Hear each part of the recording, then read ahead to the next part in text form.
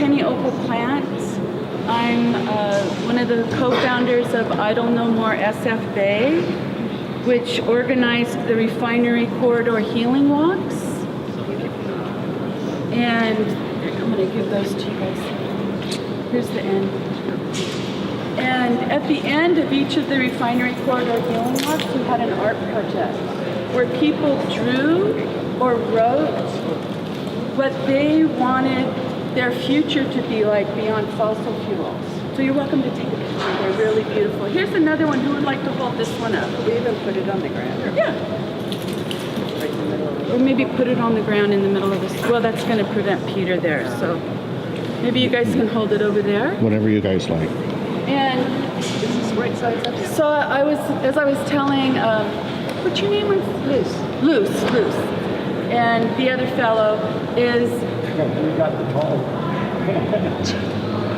You can spread it out on the ground. There you go. So this is my new friend Luce. She's staff with the Bay Area Air Quality Management District, and she's going to stay and join us here. And so the reason that we're actually here today is because this is the action of the Indigenous Women of the Americas Defending Mother Earth Treaty. So how many of you know about the treaty? So, as you know, the treaty obligates us to do a direct action on every solstice and equinox. And this is our autumn equinox action. So we are always about protecting the earth, the air, the water, and the soil, and ensuring that there is not just a sustainable future for our children and grandchildren and all of the non-human relatives that we are obligated to speak for, but it's also tying in what happens locally with the great problem that we face, which is climate devastation around the world. And so this is our treaty action, and we invite everybody to join the circle if you would like to join. When the hearing here is finished at the BAAQMD board meeting, we will have speakers that will come and talk about the issues that we face locally. But I want to open up with a prayer, as we always do. And if you'd like to, you can hold hands if you're able, or touch the person's shoulder. Or pinky. So I want to thank the Creator. I want to first off thank the Creator who brought us all here together, and who's watching over all of our relatives that are speaking inside this boardroom.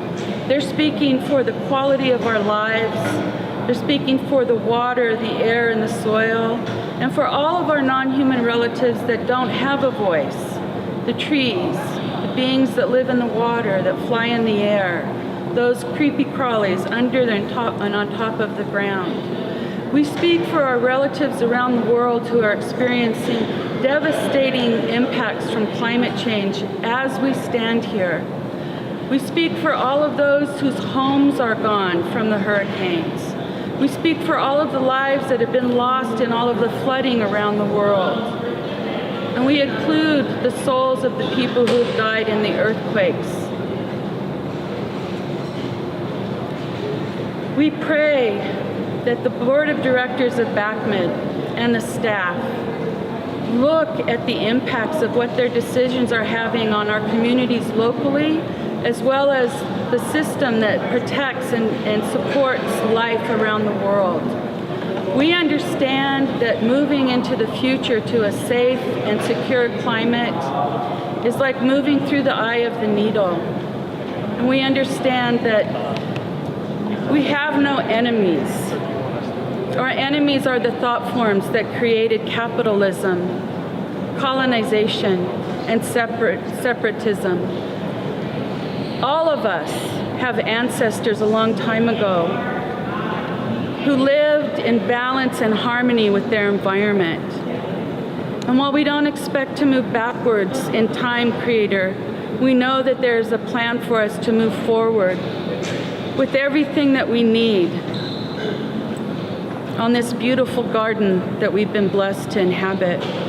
And so we ask for your blessing here today, Creator. We ask for the blessing of all of our ancestors of goodwill, for all of the helpers, the spiritual helpers that are with us, standing with us today. And we ask and pay our respects to the spirits of the Ohlone people who lived on this land for tens of thousands of years in harmony and balance with everything that we still hold dear today. Thank you.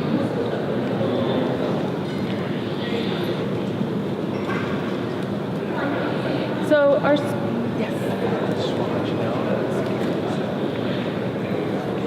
Because we're walking woman house. So let's move over this way.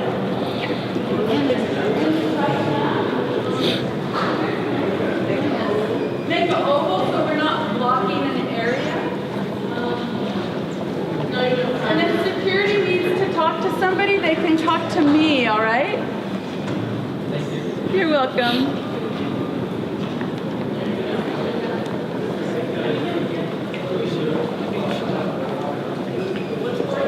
So there's going to be a lot more people joining us when they come out. And so we just need to keep it tight, all right?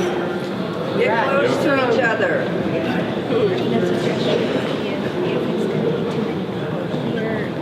It's acceptable. Yeah, and we will do that if we need to. Thank you, Liz. All right. Yeah. We'll keep No, today's not an arrestable. So I just explained today's not an arrestable. That's what I call it when we're going to have a direct action and risk arrest. Today is a teach-in. And so in my experience as being an activist for well over 30 years, I can tell you that the government agencies, the regulatory agencies, more than 9 times out of 10, they rule against the people and for the corporations. So we have a lot of new people that are joining into the movement to create a safe and sustainable future. And a lot of our new friends believe that the permitting process and government agencies are what's going to save us. But I can tell you that I'm very, very, very dubious about that for a number of reasons. Mainly that more than 9 times out of 10, those agencies do not protect us. When I said before about the systems of capitalism, separation, and colonization that have provided a way for corporations to destroy what we need to live, the system is created to support those corporations. It has not been created to help and support us. And so I'll give you an example, like the APA, which people are very, very upset about it being diminished. But what many of you don't know is that the EPA is housed under the Commerce Clause of the Constitution of this country. So the Commerce Clause is the clause that governs business and is the clause that corporations go to in order to say that they have a right to do what they do. The EPA, that's where it's housed. So anybody that has ever thought that the EPA is going to help us, even though it has done some good things, it has never done exactly what we needed. It has cleaned up some things and denied some of the very great harms that have been allowed, like for instance, rolling back DDT. So my family has lived here in the Bay Area since the 1930s, in Richmond and San Pablo. When I was a little girl, the birds were falling dead out of the sky from DDT. So the EPA did something good that time. It actually rolled that back. And now we have the pelicans are back here. We have life that's coming back to the bay. We have the whales that are entering the bay, the dolphins. There's a sea otter that's moving up through one of the creeks in San Pablo. I've heard of other sea otters and other bodies of water leading out from the bay. And so there are a few things that when enough people die and when enough animals are at risk, that there are some regulations that kick in. But look at what we still have to deal with. There are thousands of people in the Bay Area that are dying from cancers and autoimmune diseases.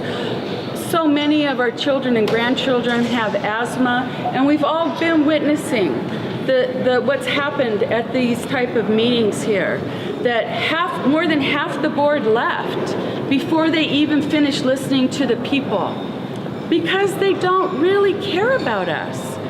You know, and they mentioned AB 398, the bill that was recently passed, that rolls out the cap and trade. And I can tell you that cap and trade and the program called RED, which, so here they're putting money on air. They're putting money on forests. And Indigenous people who have been able to maintain their ability to live in the forest that they have fought so hard to stay in are already being kicked out of those forests. People come in and they count the trees. They figure out the amount of carbon that those trees are going to scrub from the air. But what people don't make the connection to is that those trees have been cleaning the air for millions and millions of years. It's not like they're going to clean extra air. That's not what's going to happen. And so in Nigeria, there have already been cases where the Indigenous people have been evicted from their forests because of carbon trading, because of the RED program. And that's unacceptable. There was a 8 or 9 year old little boy that was killed in one of these evictions in Nigeria. And so as Indigenous people, as Indigenous women, who many of us here are treaty signers, we understand that people are dying. They're not only dying here where we live in the Bay Area from the fossil fuel industry, they're also dying around the world. We have a sister, a treaty sister, Gloria Ushigwa-Sante, who lives in the most beautiful biodiverse place left on earth in Ecuador, Yasuni. It's supposed to be a World Heritage Park. Because Ecuador owes China $30 billion, the government of Ecuador has permitted 2 fossil fuel companies from China to go into Yasuni, the last most biodiverse place left on earth, to drill for oil. This type of thing is happening all over the world. At one of our healing walks this year, we had our sister Tina Nagata, who's Maori from New Zealand, who told us that Stat Oil and Chevron are off their east coast, and they are doing seismic drilling off their waters, and there have been over already 600 whales that have beached themselves off the coast there. This is happening all over the world. And so, but let's pull it back down to where we live. So Idle No More chose this, and the treaty chose this day because of the proposed oil terminal that Phillips 66 wants to build in Rodeo. So that oil terminal would bring in 100 more oil tankers into the bay, more than likely filled with Alberta tar sands. How many of you have seen photographs of what the Alberta tar sands look like? It's like Mordor. 100 more oil tankers per year, more than likely filled with Alberta tar sands. So what I know about our First Nations relatives up in Canada, you know, it's not really Canada, but we'll just use that as an identifier. Up on the northern part of Turtle Island, is that there are warrior camps. The Unist'ot'en have a huge area that they have a camp on that has been going on for many years, and they have built structures on proposed pipeline paths, and they evict survey teams that come into their territory.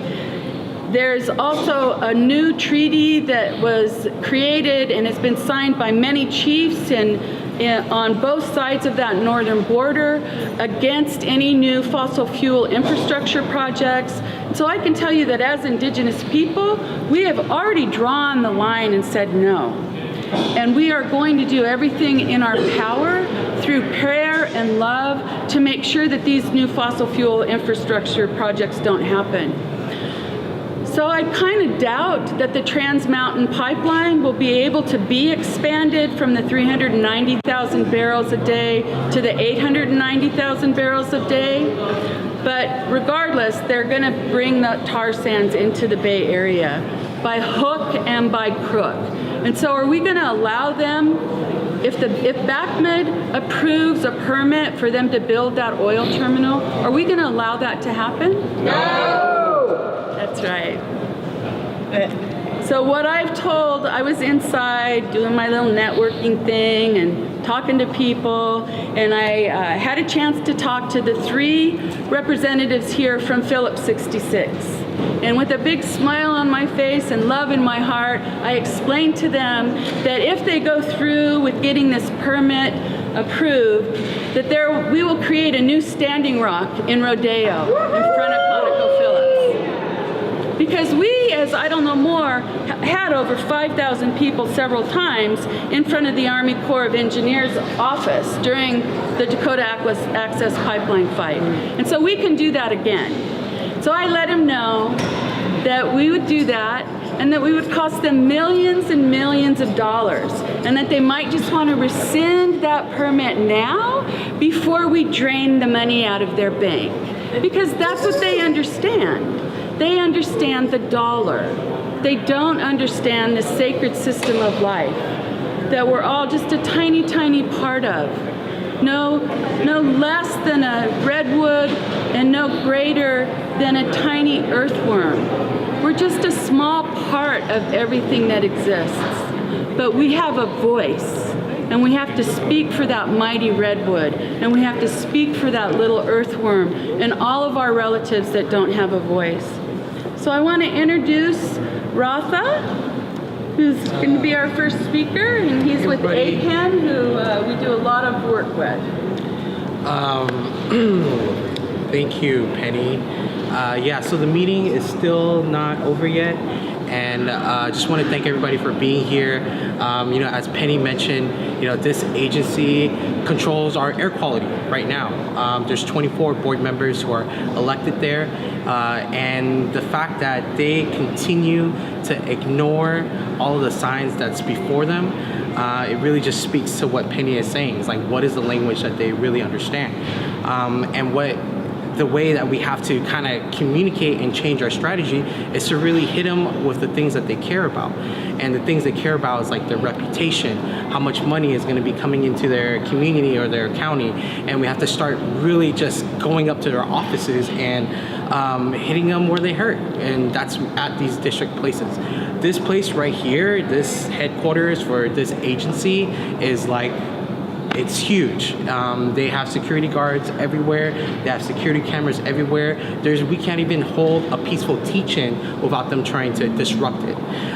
So it's just something where we kind of need to understand where the disruption points are. And so how are we going to disrupt this agency? Well, this agency thrives on being a leader in the climate world.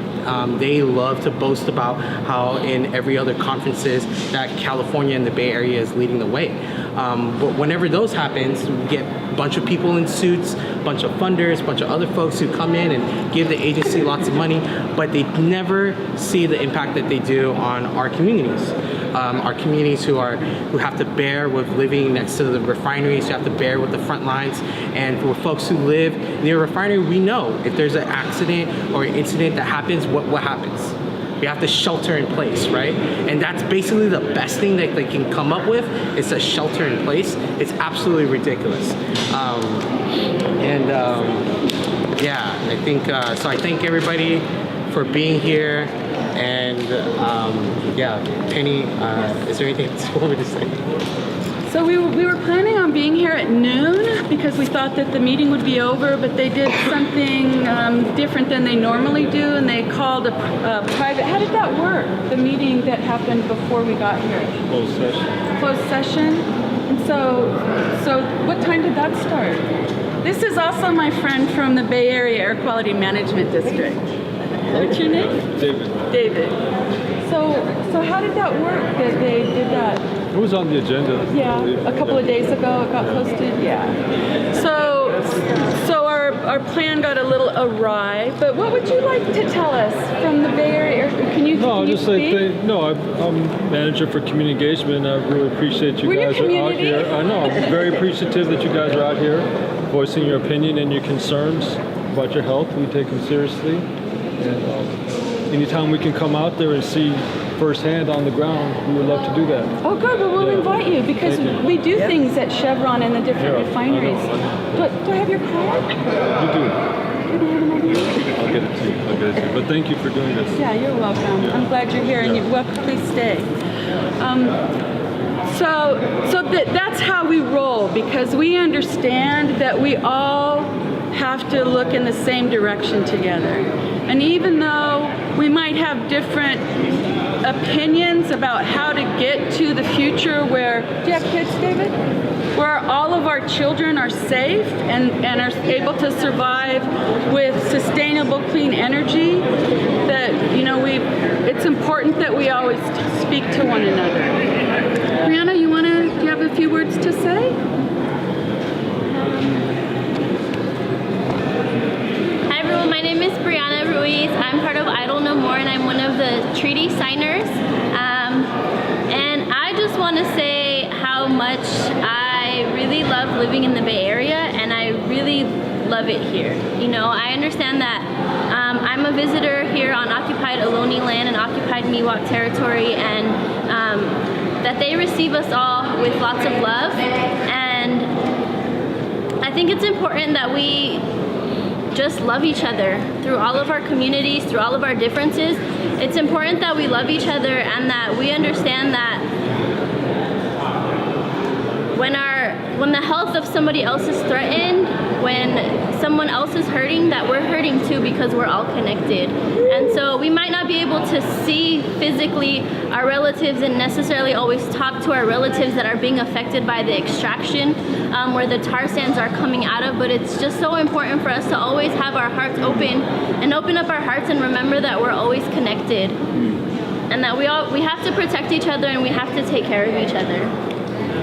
So it hurts my heart that Phillips 66 wants to bring in these additional oil terminals and cause additional havoc and hurt to our relatives in First Nations. And I know that I feel a responsibility to them to make sure that that doesn't happen.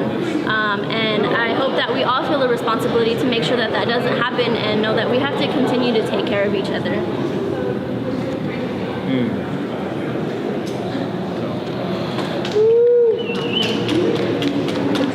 Words. My name is Alison Tijara Brown. I'm a resident of Richmond. I raised my children in Richmond. I'm Mohawk, Seneca, Palatine, German, and Scottish ancestry. I'm part of Idle No More SF Bay and also a signer of the treaty, one of the organizers of the refinery corridor healing walks, and I felt such tremendous delight and pride in the citizens of our refinery corridor this morning, listening to people's testimony from Vallejo and Rodeo and Richmond High. We have an amazing community that has come together around the horrific environmental destruction that is so relentless and constant in our communities. We have an incredible community of allies who know how to follow Indigenous leadership and know how to be respectful for the leadership of frontline communities and people of color. And I think we have a whole lot to celebrate and be proud of today, despite the incredibly difficult challenges that we're up against. There is the issue of our health, and there's the issue of pollution, and there's the issue of trying to keep our air clean, but there's also a deeper, bigger issue of the fact that we cannot afford at this point to take any more fossil fuels out of the ground. The lives and the well-being of our beautiful planet is maxed out right now, and we really just have to have a complete end to fossil fuels and to fossil fuel development and to infrastructure. We need to be actively engaged right now in the tradition back to a way of life that allows us to have a future for the next 7 generations to come. So while we fight these individual fights around keeping our communities as healthy as possible, we also have to remember that we're at a point in history where we really have to be willing to risk arrest, to shut things down, to rise up by the millions all over the world in close connection with each other from a place of our hearts, from a place of love, and for a place of being unwilling to lose the things that we care about most on this beautiful earth, which is our friends, our family, our non-human relatives, this incredibly beautiful web of life, and these incredibly beautiful countries that at this point are above sea level and could be lost completely.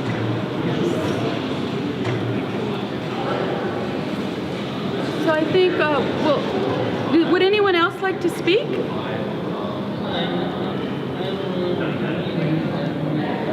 I wanted to say one thing we can all do, and it will matter, support alternative energy in every way. That's what we can do. So I just had a conversation with Sean Lee, who we saw on the big screen, who's the representative of Chevron, who was here today. And I asked him how he sees the transition off of fossil fuel happening. And what he said before he had to leave was that it depends on the demand. So this is exactly what you were mentioning. When we reduce our fossil fuel consumption, then we reduce the fossil fuel industry's ability to make money. And so and it's all about the money. You know, unfortunately, we come with our big hearts, but they're looking at their big bank accounts. We can do individually and collectively to roll back our use of fossil fuels. And you know, fossil fuels is part of a huge production that makes plastics and saran wrap and is used in making makeup and containers and all kinds of things. So I invite you to look, to do some research, to see what products that you have in your home that you use on a daily basis, that where fossil fuel is used to make them. And let's not do that anymore. You know, like saran wrap, right? All the wraps. So there's this new kind of wrap that is awesome, I think. It's made with beeswax on sustainable fabric. And you can cover anything with that. It's just a small thing, but imagine if everybody quit using those kinds of products and plastic bags.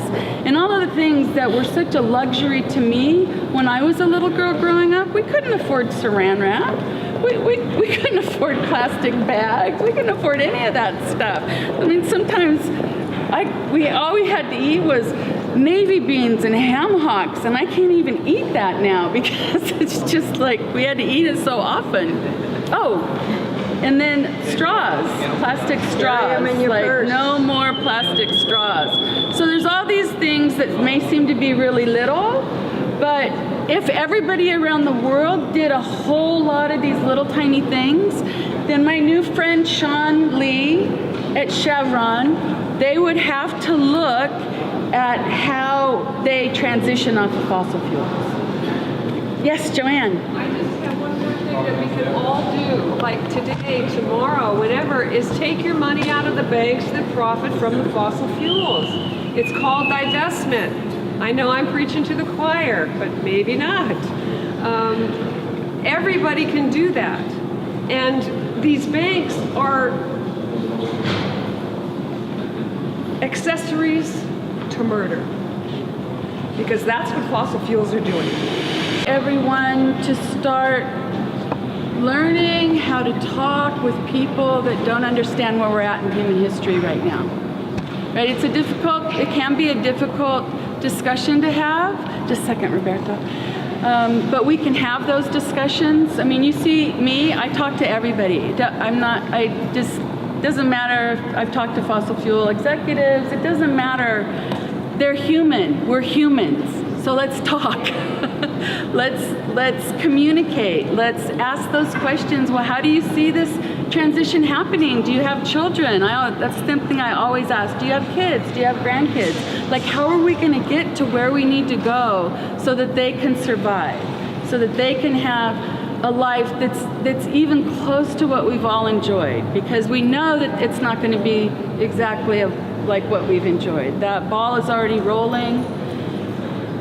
Doesn't look like it's going to stop rolling. So we need to have those difficult, sometimes, conversations with people that aren't yet on the same page with us. And so, Roberto? Yes, Roberto Mendoza from Oklahoma, Muskogee people and Chicanos. I've been working on a project for a few years now, which is an attempt to answer Martin Luther King's call in his Beyond Vietnam speech for a radical revolution of values. And that struck to me because I see that indigenous values, I made a chart with indigenous values on one side and capitalist values on the other side, and they were almost diametrically opposed. But the thing that I think is important about this chart, though, is that most people don't realize that capitalism even has values. They know it's greedy, but beyond that, they don't quite know what these values are. And the problem that we have now is that we all grew up under capitalist values, all of us, without exception. From little kids saying, I want to go to McDonald's. You know, that's where it starts. And what we will not be able to change our values unless we know what they are. So this is the purpose that a chart that I made, is to let people know the clear difference between capitalist values and indigenous values. And then they will have to take that next step, which is to decolonize their thinking of the remaining capitalist values that are still in our heads and that are unconscious. And if they're unconscious, we will still be operating on them. Things like individualism, Me Tooism, competition, and disrespect for the earth. So it's so important that we have a clear sense of what our values are and the values that we're up against in order to transform ourselves, because the start of the revolution is always in ourselves, in our hearts and our minds. You know, and if we don't do that step, which is like the foundation of a house, the revolution will be weaker. It will stumble. Many organizations will fall apart and have already fallen apart because they're not clear about the values that they're operating under. Revolutions have fallen apart because of that. The Russian Revolution, Chinese Revolution, they shared many values with the capitalists. One of them was constant growth in production and building up industry. They shared those values. That's why they collapsed, and that's why China is now not even a revolutionary country anymore. It's just state capitalism. So we don't want to keep making those same mistakes. So we have to be clear about those values. I'm sorry I had papers with me that I didn't bring because I was in a hurry, that I could give to each one of you about the difference between capitalist values and indigenous values. But you have to start looking at that, because we're not going to convince other people until we're clear of those values of capitalism and we act on indigenous values. And that's one of the reasons that people were drawn to Standing Rock, is because they were acting on indigenous values, that water is sacred. And if it's sacred, then you have to defend it. So we have Isabella just come out of the hearing. Thank you so much, Roberto. Thank you. Good afternoon, everyone. I'm Isabella Zizi. I'm Northern Cheyenne, Arikara, and Muskogee Creek. I'm one of the youngest members of Idle No More SFA, and also a signatory treaty sister of the Indigenous Women of the Americas Defending Mother Earth. I just spoke, and what I had said was, of course, that we oppose the expansion of the ConocoPhillips 66 that's going to be in Vallejo. No, in Rodeo. In Rodeo. And that the tar sands crude oil that they're wanting to use, that they are extracting from Mother Earth forcibly, is raping Mother Earth. And that is unacceptable to continue on. And that we, enough is enough. It's time for us to mobilize. It's time for us to come together, just like we did at Standing Rock. And I told them, I said, we brought 5,000 people to cover the streets of San Francisco just almost last year, and we can do the same here. And it's time for them to make the right choices, to listen to us, to hear us, and to not just do it for us, but to do it for the next 7 generations. I said we're doing it for my generation, their children, and their great-great-great-grandchildren's lives, because it's that important for us to come together. And I also mentioned that we're having this teach-in right now, because I wanted them to know that we are doing that. And Andrea Soto had made a reference that they had actually put up their curtains while people were trying to put up posters for the board to see. And that was just going against our freedom of speech. And so that was pretty much it, just letting them know that we will stand firm together, supportively, for clean air, clean water, and clean soil for everyone here on the earth. So that was it. And I just want to mention that Isabella Zizi will be going to represent us at the Germany climate talks in November. Yeah. And then she is accredited to go inside the negotiations, which it's very difficult to be accredited to go inside. And so we're raising money for her to go, and you can go onto our Idle No More SF Bay Facebook page to contribute to her fund, which is already over $1,000. So it's about $2,500. If there's extra, that's better, because we don't want her to, it's really expensive. Stuff's expensive in Germany. Like food is expensive. So we want her to have everything that she needs while she's there. So we're so proud of her, and we'll have a report back from Isabella when she returns. And then I want to introduce Greg Karras, who's the scientist for Communities for a Better Environment. Hi, everybody. So, where I come from. Your father might come home late, filthy, shaking, try to explain to the family about the explosion in the plant. Killed neighbor kids, dads that day. I was 6 the first time that happened. Both my parents lost their jobs for basically the equivalent of union organizing. My dad ended up getting a job at the Air Resources Board in 1970, setting up the first round of monitors. So I saw some of that. First person in my extended family to go through a 4-year college. I was good at science, so I could talk to you about the science, and I brought some handouts for some of the slides if anybody wants them. But that's not really what this is about, or maybe a better way to say it is that if you're really gonna do the science right, then the first thing a scientist needs to remember and practice in our lives is that we need to be aware of, we need to be obedient to, we need to be in awe of how much we don't know. What is it that science cannot do? So look at this. We have clean technology. Now we know it's cheaper. We know there's a problem.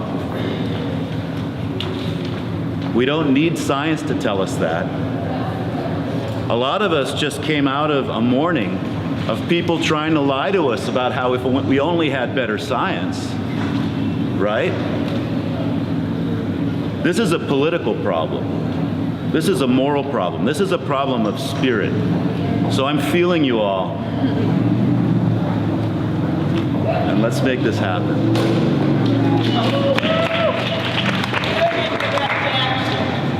So we want to introduce Gary Hughes from Friends of the Earth. We had invited speakers here today, and as they're coming out, we're introducing them. All right, right, well, I'm really honored to be here with all of you, and I greatly appreciate your perseverance and the strength that you're showing and staying here through a long day. Really briefly, something about where I'm from, where I understand the need to really organize for a just transition is that I really come from a timber family. I grew up in a family that bemoaned and denounced the destruction of our ancient forests, especially along the coast of Oregon, yet at the same time felt that opportunities were so limited that they would go along with it. And I saw what it can do to tearing up a family when you're tied into an industry that's destroying your children's future. This is where I think it's really important for us to hold the fossil fuel industry 100% accountable. It's important to hold these workers accountable, but it's also important to make sure that we're communicating to folks that we have a broader vision for a just transition about how we're all going to work together into the future. So, and then I also concur with Greg, really, that people keep talking about more science, but it's really clear that we need to keep fossil fuels in the ground. It's simple. It doesn't take. You need to dig into the carbon science and understand what we've done to the earth in terms of disturbing carbon cycles with logging old forests and pulling these fossil fuels out of the ground. What we need to do right now is keep that fossil fuel where it is now, stable. So I really appreciate everyone here for being here and encourage you to keep it up. This is the long haul, but it's also really empowering to be a part of this. So thank you. Yeah.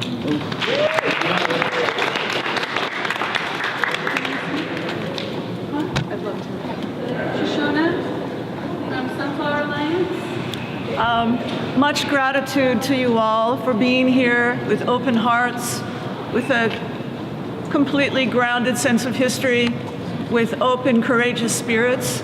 Some of us have been in these testifying for the last 4 years. We feel battered.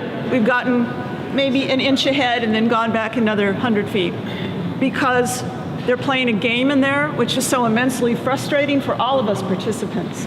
They're not getting urgency. They're not getting people's lives. They're not getting urgency right now.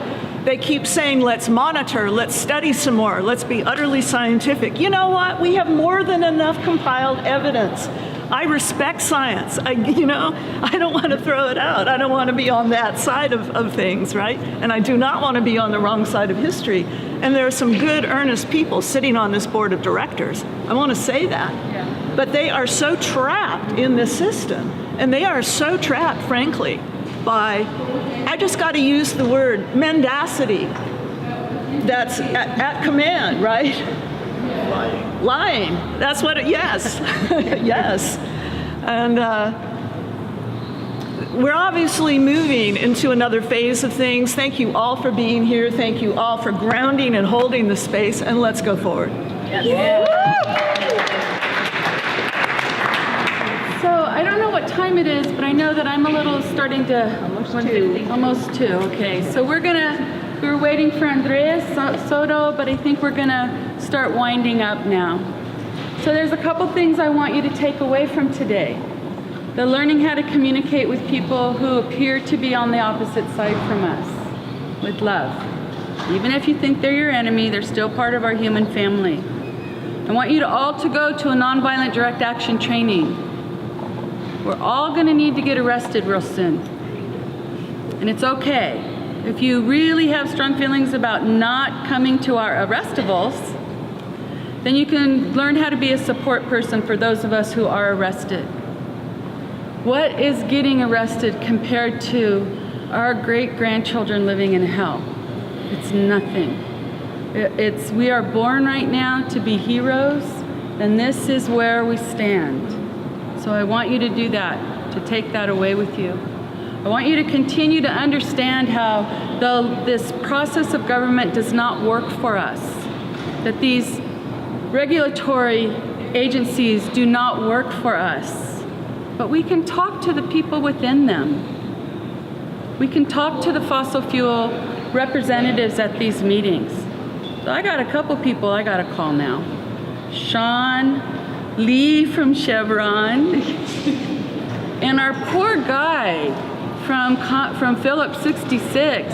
He was so He wouldn't give me his card.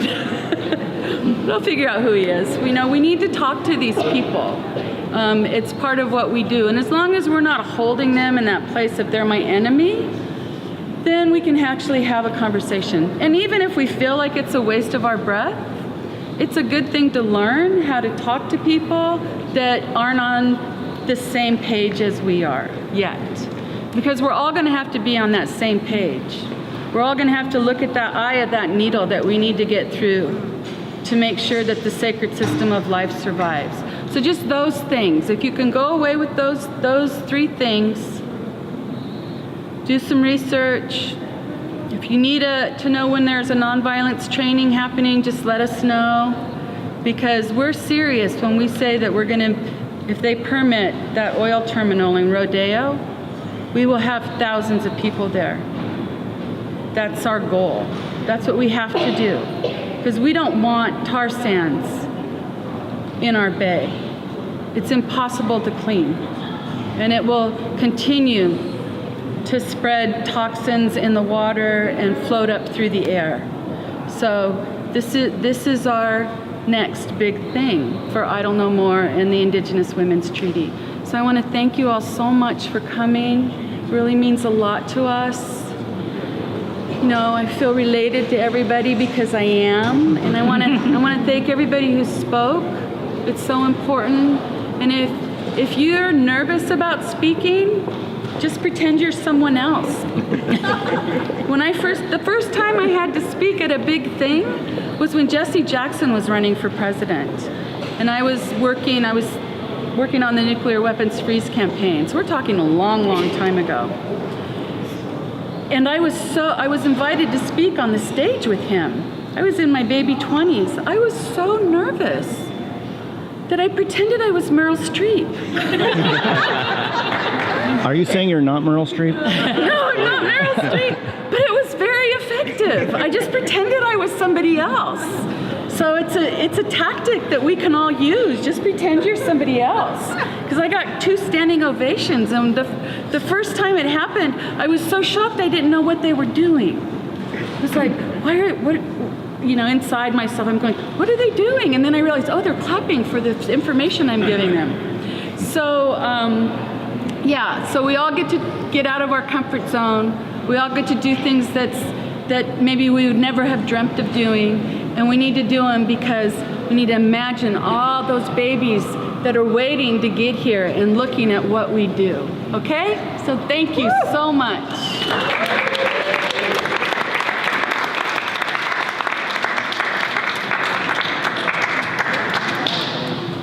Hey.